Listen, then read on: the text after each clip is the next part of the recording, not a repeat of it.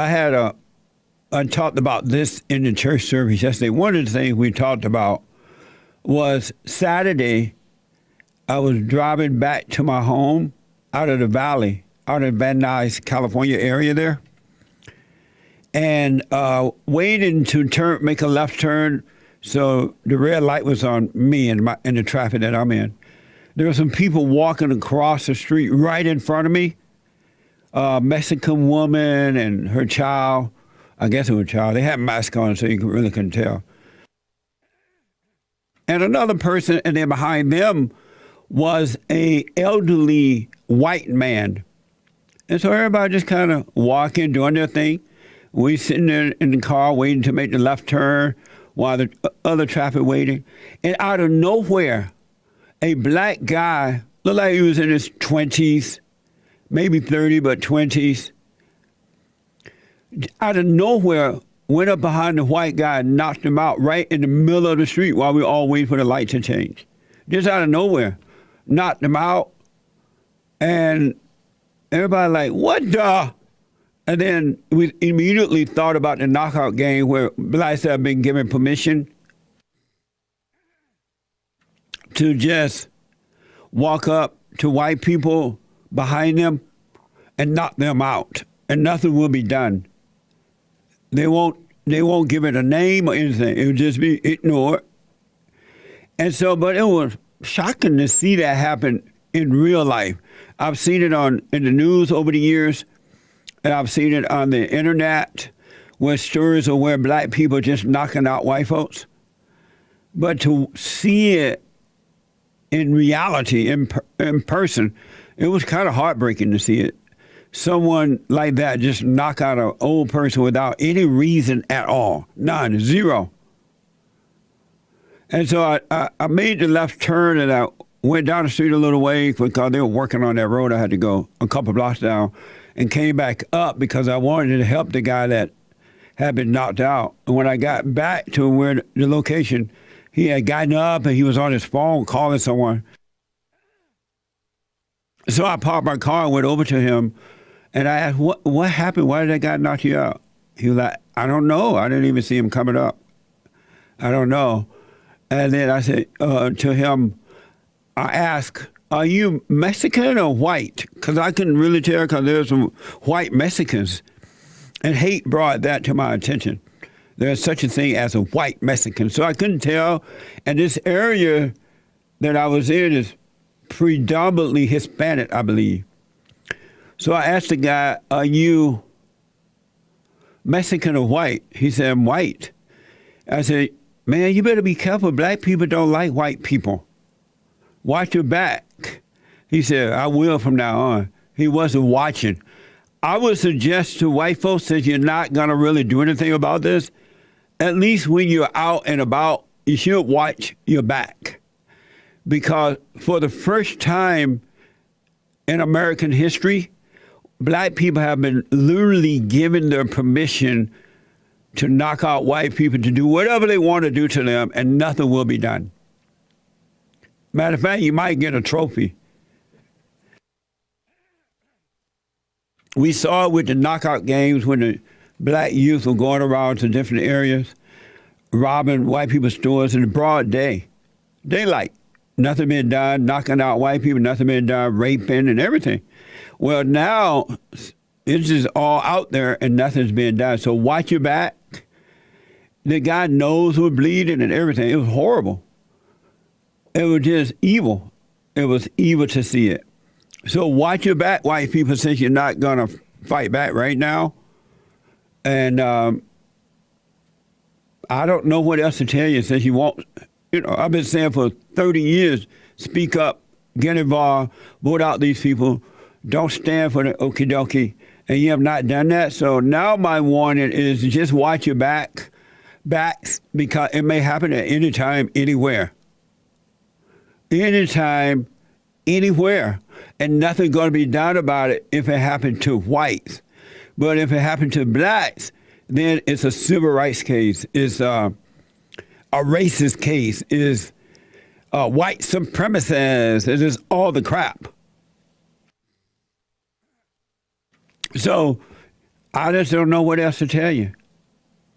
Donald Trump is a living example in a big way because he's the president. The children of the lie have been going after him for 4 years straight up almost now, starting with the day he came down the stairways there and said he was running for president. It started then. But if you notice that he have not wavered, something like that, meaning he stayed on the straight and narrow path. He didn't go left or right. He does not give in. He has no fear. Wavered. Thank you. He has not wavered. Chris, give me that. He's white. And he has no fear, no doubt. He doesn't cower down just because challenges are rough, but he faced them and overcome them. And the world can't handle that. They don't know what to do with that because they don't understand that type of strength, which come from God. It's in all people who return to the Father. And then the other people, Satan is their daddy, and they have fear. The liberal media, the Democratic Party, rhino Republicans, never Trumpers, black race hustlers, phony Christians. Every Christian that voted for Joe Biden is a phony Christian. They're not of God. I don't care who you are. Satan is still your daddy. You may know the Bible like an intellectual, secular person, all in the name of Jesus, but you don't know God. You don't know him. You know about him. It's like reading about Martin Luther King or someone. It does nothing for you but build your ego. That's why you have to guard your ego.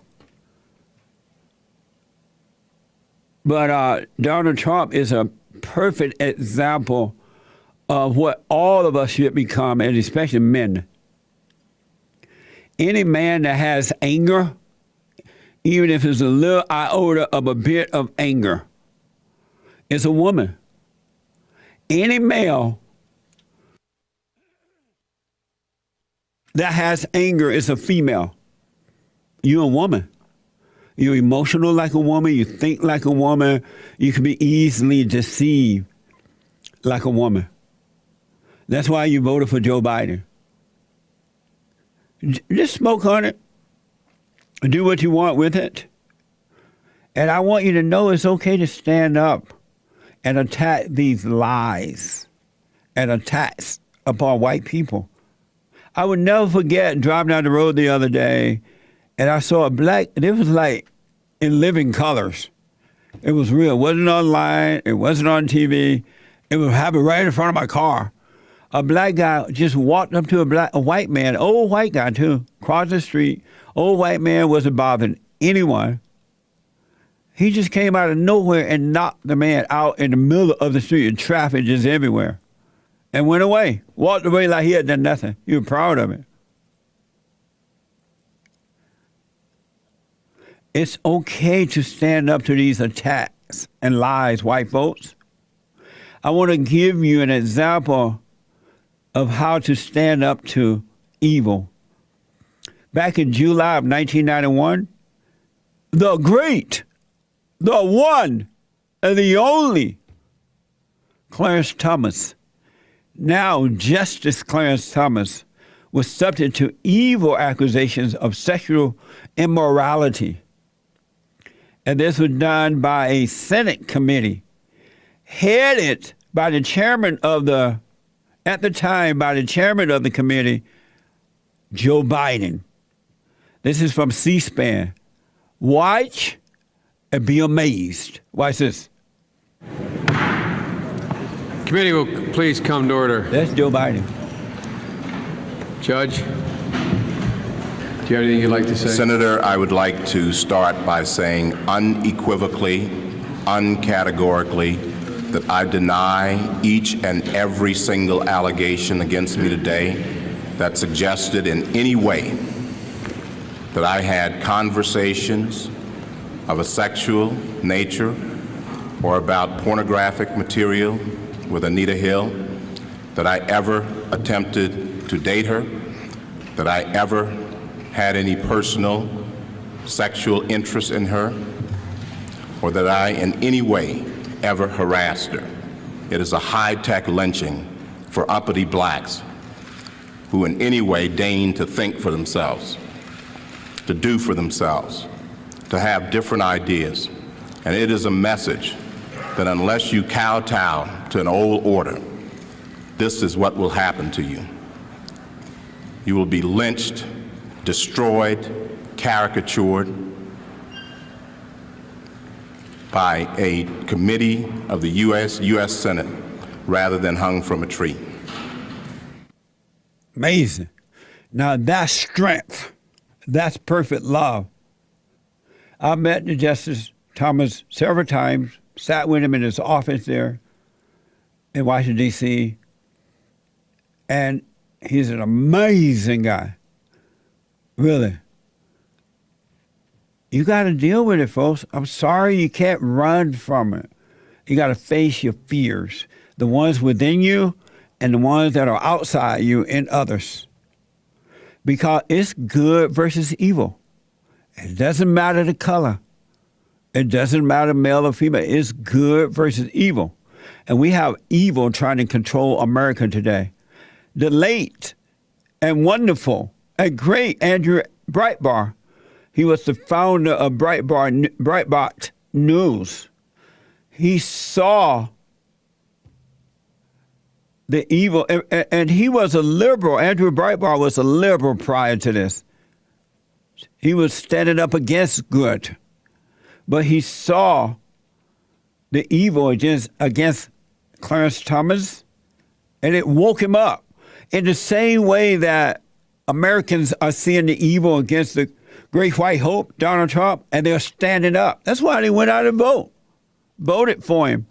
And there were rallies held all over the country for Clarence Thomas, even in Los Angeles, California, Beverly Hills. And they're still holding those rallies. But Andrew saw the evil against Clarence Thomas, and it woke him up. He spoke about this in 2011. This is from C-SPAN. Watch this. I started watching the hearings, wanting to root for the takedown of Clarence Thomas. I watched the television set, and the television set told me that this was a bad man, and the newspapers told me that he was a bad man.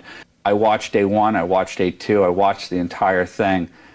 I went from wanting him to be taken down to wondering, where's the beef? You know, what's going on here? I don't understand what I'm watching here. I don't understand the color commentary that's on the screen, where they're saying, oh, this is outrageous. And I didn't understand the bumper stickers that were going by me on the street saying, I believe Anita. I said, I believe Anita what? What's going on here? I don't understand what's going on here. Everything that I knew, everything that I picked up at college in my American studies, cultural Marxist, oppressor, oppressed, black people are always right, white people are always wrong. Amazing. And it woke him up.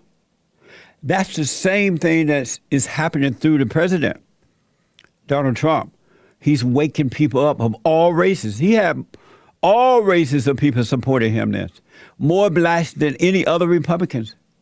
The Hispanic community, the Asian, the Japanese, the Chinese. Where's the race? They just supported him. Because they saw him dealing with evil in a perfect way. And men, that's what will happen when you get married in the right way. And you're the head of your wife. Your wife and your children will see that, and they will follow you. They will obey. Your wife will obey. Just like people see evil in others, and they hear and they think it's true, they follow that. Likewise, the light will shine through you. Amazing. It's a spiritual battle. You must go and forgive. It's not enough to go down. Christ didn't say go down and read the Bible and quote what some preacher said. He said, go and forgive, and I will forgive you before you can enter into the kingdom of heaven. What the? Amazing. And don't forget to like, follow, tweet, subscribe, and share the Jesse Lee Peterson radio show, folks. We really appreciate it. We are at war. It is a spiritual battle for the soul of America. And it's going to take all of us to do it.